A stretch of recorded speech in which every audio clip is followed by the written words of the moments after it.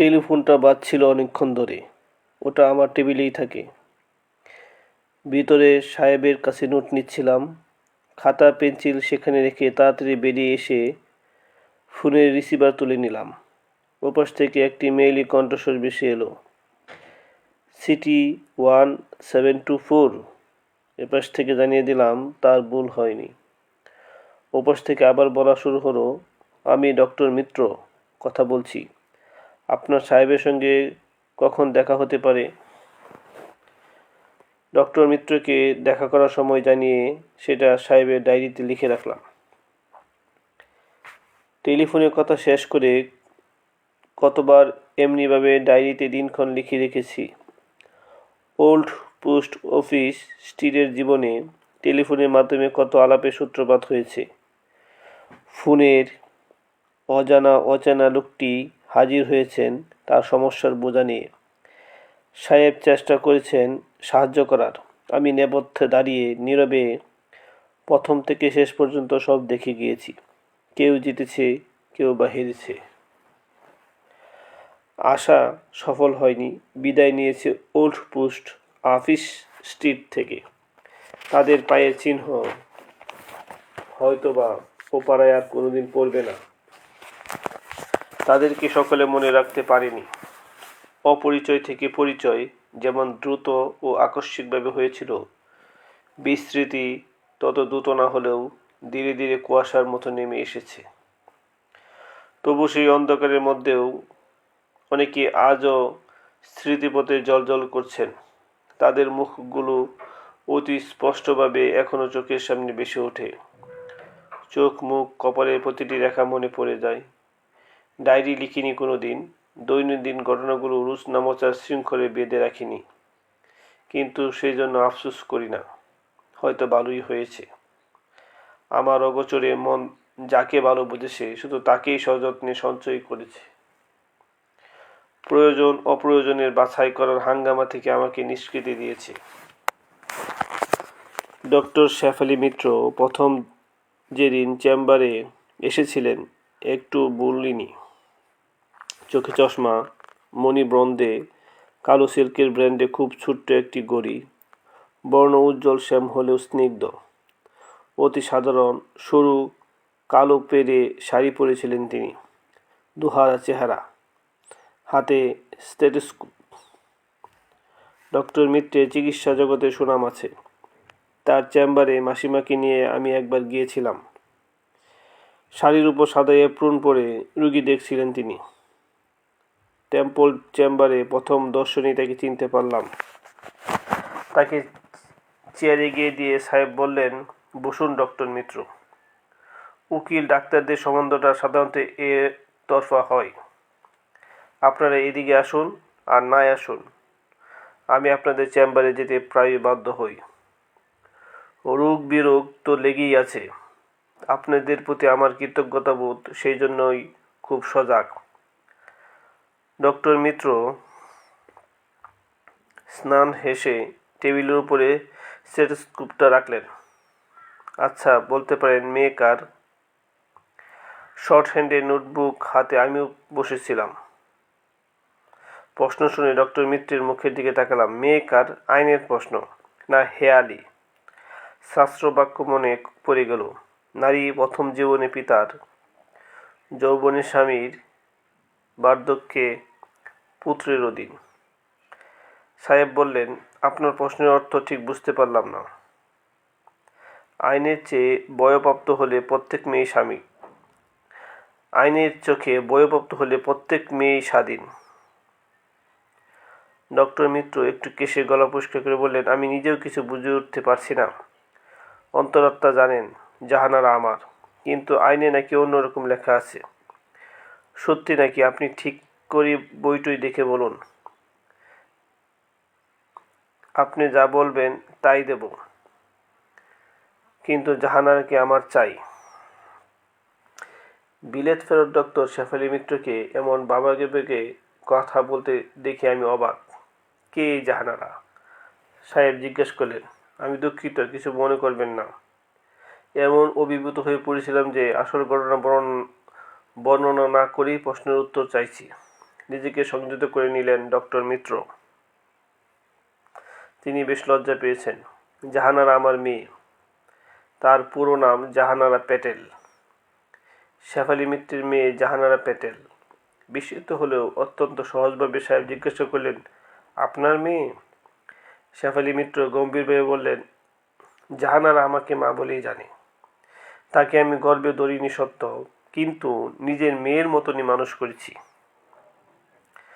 তার এলোমেলো কথায় সমস্ত ঘটনা আরও খেয়ালিপূর্ণ হয়ে উঠছে মনে হলো।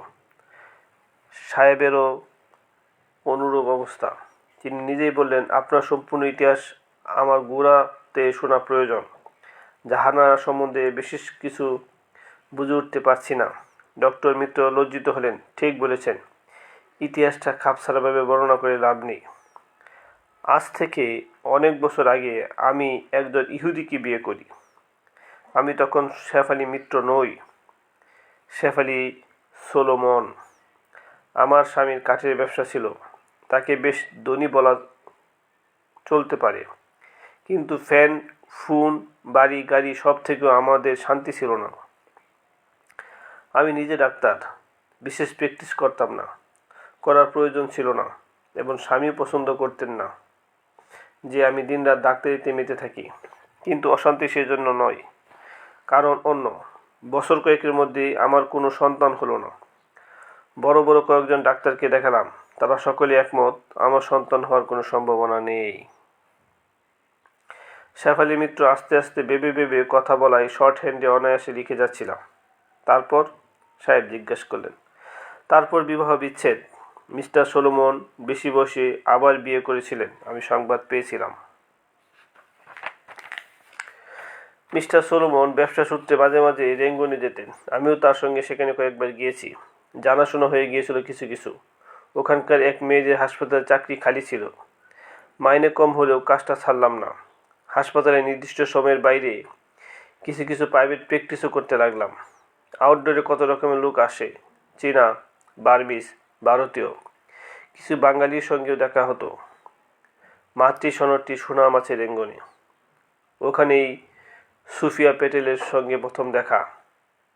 রক্তহীন ফ্যাকাশে শীর্ণ দেহ, চোখের কোণে কালো রেখা, মুখের ম্লান হাসিটুকু ছাড়া জীবনের আর কোনো লক্ষণ নেই।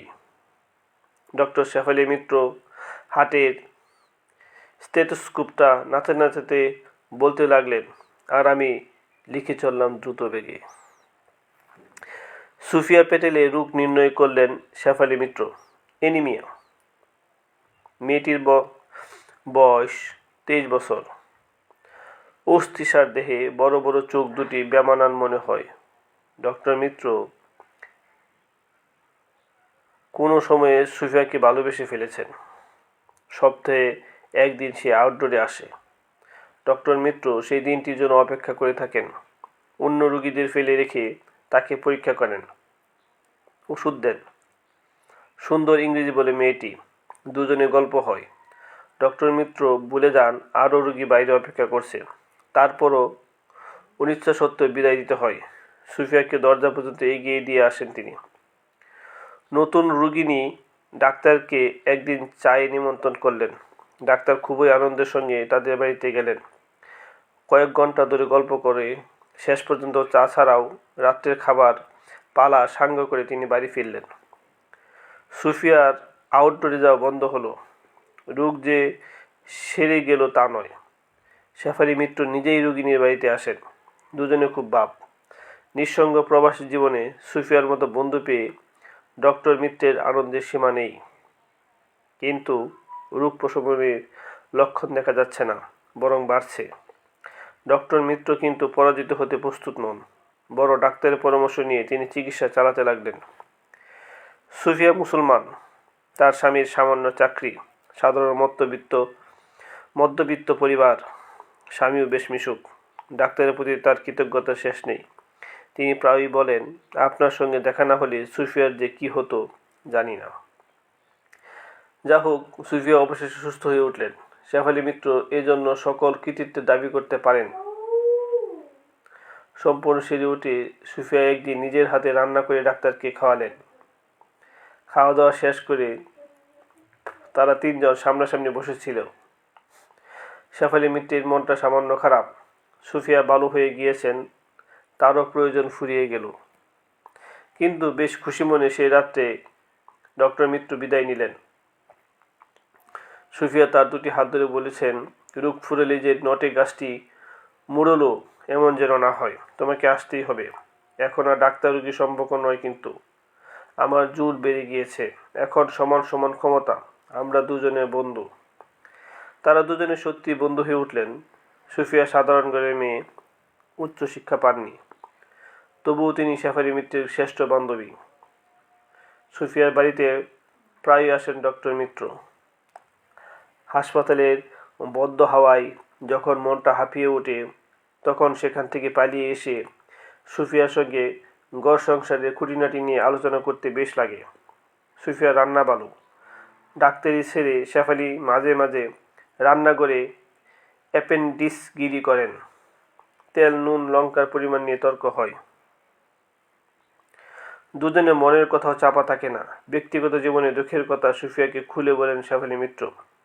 নিঃসঙ্গ জীবনের বেদনার বোঝা খানিকটা হালকা হয়ে যায়। রুগ্ন দেহ সুফিয়া ডক্টর শেফালি মিত্র অপেক্ষা মনে অনেক সুস্থ ও সবল করে তোলে। সুফিয়া তাকে অনুপ্রেরণা দেয় খানিকটা মানসিক সান্ত্বনা। সুফিয়ার শরীর আবার খারাপ হচ্ছিল। দেহে যে মাংস লেগেছিল ক্রমশ তা শুকাতে লাগলো। মুখে রক্তাবা, চোখে দীপ্তিও কমছে। স্টেথোস্কোপটা কান থেকে খুলতে খুলতে শেফালি মিত্র রোগিণীর স্বামীকে একদিন বললেন, এবার আরও সাবধান হতে হবে, প্রেগন্যান্সি। সুফিয়াকে কয়েক মাস ধরে শেফালি মিত্র যে যত্ন ও সেবা করলেন, চোখে না দেখলে তা বিশ্বাস হয় না। সুফিয়ার স্বামী প্রায়ই বলতেন, আপনার ঋণ কখনো শোধ করতে পারবো না। আল্লাহর দয়ায় আমার স্ত্রী আপনার মতো বন্ধু পেয়েছে। সুফিয়া বিছানায় শুয়ে থাকেন। তাকে দেখলেই হাতটা তুলে নাড়ান। স্নান মুখখানি আনন্দে উজ্জ্বল হয়ে ওঠে। বিছানায় খুব কাছে চেয়ারটা এগিয়ে নিয়ে শেফালি বসেন। গল্প হয় দুজনে। কখনো বই পড়েন তিনি, আর সুফিয়া চুপ করে শোনেন। ভাবি মায়ের চেয়ে ডাক্তারের আগ্রহ উদ্দীপনা অনেক বেশি। সুফিয়াকে কত রকমের উপদেশ দেন তিনি। কোনো অনাচার যেন না হয়, মনে থাকে যেন শরীরটা এখন তোমার একার নয়। কিছুদিন পর শেফালি মিত্রকে আরও আনন্দিত মনে হলো। সুফিয়ার খুব কাছে বসে তার গায়ে হাত বুলিয়ে দিতে দিতে তিনি বলেন, সুফিয়া, নতুন খবর আছে। ভাবি মা উৎকণ্ঠ হয়ে থাকেন, কি খবর? শেফালি স্নেহ ভরে সুফিয়ার একটি হাত ধরে বললেন, যতদূর মনে হয় একজন নয়, ওরা দুজন আসছে। যমজ? সুফিয়ার উত্তেজনা উঠে বসলেন। পরের দিন শেফালি আবার যথাসময়ে সুফিয়াকে দেখতে এলেন। হাসপাতালে সারাদিনে পরিশ্রম, দেহে ক্লান্ত। রুমালি মুখ মুছতে মুছতে জিজ্ঞাসা করলেন, কেমন আছো? দুষ্টুমি বড় হাসি দিয়ে সুফিয়া উত্তর দিয়ে, ভালোই আছি, খুব ভালো আছি। তারপর সুফিয়া যা বললেন, শেফালি মিত্রের অবচেতন মনে সেই কামনা বহুদিন অবহেলিত হয়ে ঘুমিয়েছিল। প্রথম ধাক্কায় তিনি কেঁদে ফেললেন। বিশ্বাস হচ্ছিল না তা কিছুতেই। সুফিয়া স্বামীর সঙ্গে পরামর্শ করেছেন, যমজ ছেলে হলে তার একটি শেফালিকে দিবেন। জীবন বেঁচেছে তার করুণায়, কোনো কিছুতেই সেই ঋণ পরিশোধ হবে না। তাছাড়া দুটি সন্তান মানুষ করা সুফিয়ার রুগ্ন দেহে সম্ভব নয়। যমজ সন্তানই এলো শেষ পর্যন্ত, একটি ছেলে, একটি মেয়ে। অর্ধচেতন সুফিয়ার বিছানার পাশে শেফালি মিত্রকে অনেক বিনিদ্রিত রাত কাটাতে হলো। হাসপাতালে বড় ডাক্তার অবশেষে বললেন, এবার বিপদ কেটে গিয়েছে। সুস্থ হয়ে নতুন মা বাড়ি ফিরে এলেন। ডক্টর শেফালি মিত্র চেম্বারে বসে বলে যাচ্ছেন, আমার হঠাৎ খেয়াল হলো কাহিনীর মধ্যে এমন ডুবে গিয়েছি যে কোন ফাঁকে লেখা বন্ধ হয়ে গিয়েছে। সব লিখে নিচ্ছ তো? সাহেব আমাকে জিজ্ঞাসা করলেন। তারপর ডক্টর মিত্রের দিকে তাকিয়ে বললেন, আপনি বলে যান। আমার বর্ণনা হয়তো একটু দীর্ঘ হচ্ছে, কিন্তু আমি আপনাকে সব বলতে চাই। আপনি তবেই বুঝতে পারবেন কে অন্যায় করেছে। ডক্টর মিত্র সাহেবের মুখের দিকে সম্মতির জন্য তাকালেন। নিশ্চয়ই, আপনি যা বলতে চান বলুন। সুফিয়া কথা রেখেছিল, মেয়েটি আমাকে দিয়ে দিল সে। শেফালি মিত্র আবার বলতে লাগলেন, সুফিয়া কিন্তু একটি শর্ত আরোপ করেছিল। মেয়ের নাম আমি নিজেই দিয়েছি জাহানারা। ও নাম পরিবর্তন করবে না, সে বলেছিল। ডক্টর মিত্র আপত্তি করেননি। ছোট্ট ফুলের মতো মেয়েটি বুকে করে তিনি বাড়ি ফিরে এসেছেন। 8 মাসের মেয়ে জাহানারা প্রথম কয়েকদিন কেঁদেছিল, পরে সব ঠিক। আয় রেখেছেন ডক্টর মিত্র। পেরুম্বুলেটরে জাহানারাকে বসিয়ে প্রতি সন্ধ্যায় অন্য কাজ বন্ধ রেখে নিজে পার্কে বেরিয়েছেন। জাহানারা হাঁটতে শিখেছে। শেফালি চিন্তা বেড়েছে। সবাইকে বলে বেড়ান, আমার নিঃশ্বাস ফেলার সময় নেই। মেয়ের এটা করতে হবে, ওটা করতে হবে। মেয়ে খুব দুষ্ট, কিছুতে আয়ের কাছে ঘুমাবে না। আমাকে সময় মতো বাড়ি ফিরতেই হবে। মেয়ের দৌড়াতে সুফিয়ার কাছে যাওয়া কমিয়ে দিলেন ডক্টর মিত্র। 2-1 বার মেয়েকে নিয়ে ওখানে গিয়েছেন তিনি। জাহানারা সুফিয়াকে মাসি বলে ডাকে। ডক্টর মিত্রের সমগ্র হৃদয় সে ধীরে ধীরে গ্রাস করল। কিছুদিন পরে রেঙ্গুনে এক ভয়ঙ্কর দাঙ্গা বাঁধল। দাঙ্গায় অনেক প্রাণ হারালো। লুটতরাজ কম হলো না। দাঙ্গা থামতেই ডক্টর মিত্র কলকাতায় চলে এলেন। রেঙ্গুন বাস আর নিরাপদ নয়। কলকাতায় তিনি চেম্বার খুললেন। সুফিয়াও আর রেঙ্গুনে থাকলেন না, ফিরে গেলেন বোম্বাই। সেখানে তার স্বামী একটি চাকরি পেয়েছে, মাইনে অনেক কম, কিন্তু উপায় কি? শেফালি আর সুফিয়ার পত্রালাপ এই গোলমালে বন্ধ হয়নি। শেফালি বোম্বাইতে জাহানারার ছবি পাঠিয়েছে। একটু বড় হলে জাহানারাকে দিয়ে চিঠি লিখিয়েছে, মাই ডিয়ার আন্টি, তুমি কেমন আছো? আন্টি উত্তর দিয়েছেন, সোনা মেয়ে, আমরা ভালো আছি।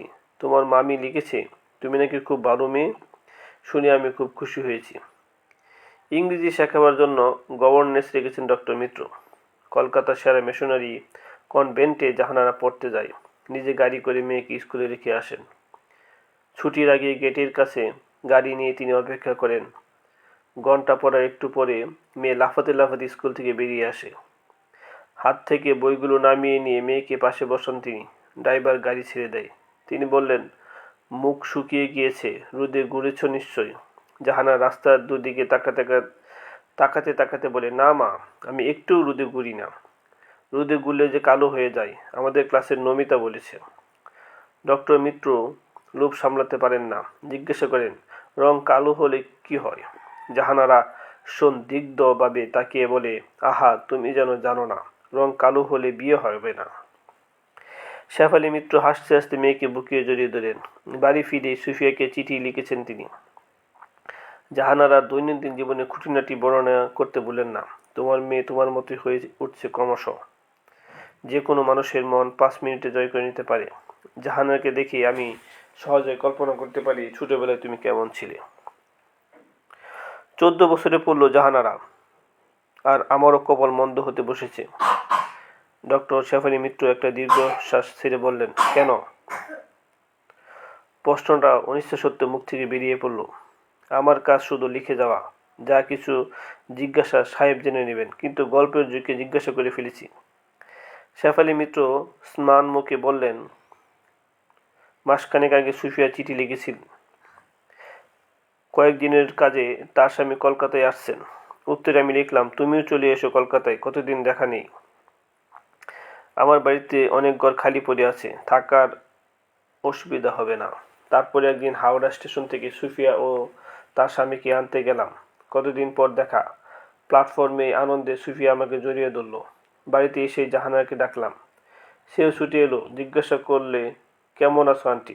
জাহানারা, সুফিয়া ও আমি একসঙ্গে প্রায় সিনেমা যেতাম। বোটানিক্যাল গার্ডেনে ফিস্ট হলো এক রবিবার। জাহানারা কনভেন্টে দেখিয়ে আনলাম সুফিয়াকে। পিয়ানো বাজিয়ে শোনালো জাহানারা। দেখালো তার নিজের আঁকা রঙিন ছবি। আন্টিকে একটি বাঁধানো ছবি উপহার দিয়েছে সে। আতিথেয়তার কোনো ত্রুটি রাখিনি। তবু সুফিয়া কেমন গম্ভীরভাবে থাকে। জাহানারার সঙ্গে কথাবার্তা বলতে চেষ্টা করছিল সে। আমি আপত্তি করিনি। ভেবেছি এমনি গল্প হচ্ছে, আর কিছু নয়। কিন্তু জাহানারার বাবা সেদিন আমাকে আড়ালে ডেকে নিয়ে গেলেন। সোজাসুজি বললেন, জাহানারাকে এবার আমরা নিয়ে যেতে চাই। এতদিন দেখাশোনা করেছেন, সেই জন্য অসংখ্য ধন্যবাদ। মাথাটা কেমন ঘুরে উঠল প্রথমে। মনে হলো এখনই মেঝেতে লুটিয়ে পড়ব। এসব কথার অর্থ? আমি জিজ্ঞাসা করলাম। সুফিয়া আড়ালে দাঁড়িয়েছিল এতক্ষণ। কাছে এগিয়ে এসে বললে, আমার মেয়ে আমি ফেরত চাই, অতি সরল অর্থ। আমি সহ্য করতে পারলাম না। তখনই বার করে দিয়েছি দুজনকে, বলেছি হোটেলে যাও, আমার বাড়িতে জায়গা হবে না। ওরা চলে গেলে রাগটা একটু কমলো। অতটা অভদ্রতা না করলেও হতো। কিন্তু আপনি বলুন, আমার রাগ করাটা কি অন্যায় হয়েছে? শেফালি মিত্র জিজ্ঞাসা করলেন। গতকাল পুলিশ এসেছিল আমার বাড়িতে। জাহানারা সমস্ত খবর নিয়ে গেল। ওরা নাকি থানায় খবর দিয়েছে। আমি কিছু বুঝতে পারছি না, বড় ভয় লাগছে। আজ সকালে আবার এক অ্যাটর্নি চিঠি পাঠিয়েছি। জাহানারাকে সত্তর তার বাবা মায়ের কাছে পাঠিয়ে দিতে লিখেছে। কিন্তু জাহানারাকে আমি কেন দেব? সে তো আমারই মেয়ে। উত্তেজনায় শেফালি মিত্রের স্বর থরথর করে কাঁপছে। আমি আইনের কিছু